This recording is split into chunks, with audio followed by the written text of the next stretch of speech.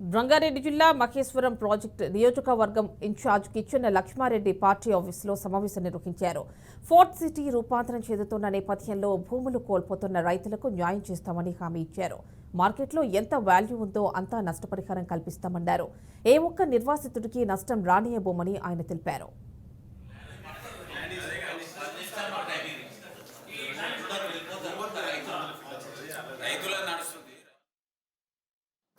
ప్రతిపక్ష పార్టీ పేర్లు మనకు అనవసరం. ఇప్పుడు వాళ్ళు మీరు క్లారిటీగా చెప్పారు. ఏమని?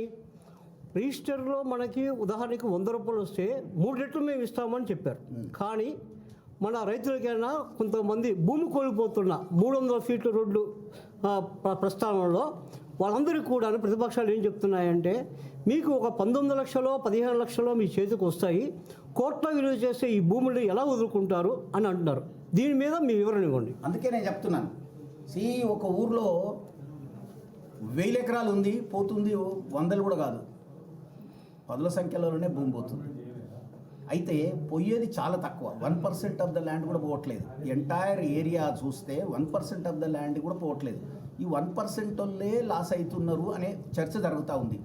ఇది మేమంటున్నాం, సబ్ రిజిస్టార్ వాల్యూ ప్రకారం పోము, 2013 చట్టం కూడా కాదు, ఇది మార్కెట్ వాల్యూ ప్రకారమే మేము నడవాలనుకుంటున్నాము. కనుక మీరందరూ సంతోషంగా ఉండే విధమైన ప్రణాళిక తయారు చేస్తాము, దాని గురించి మేము ఆలోచిస్తున్నాము. కనుక దయచేసి ఇతర పార్టీలలో కూడా మీరు ఈ రాంగ్ ఇన్ఫర్మేషన్ను ప్రచారం చేయకండి. 300 ఫీట్ల రోడ్లు ఎందుకు అని అనకండి. అందుకే నేను చెప్తున్నాను, 2 సర్వీస్ రోడ్లు, డబుల్ రోడ్లు కావాలి, 2 మెట్రో లైన్లు కావాలి, తర్వాత ఒక పెద్ద రోడ్డు కావాలి. ఇవన్నీ రావాలి. ప్రతిపక్ష పార్టీ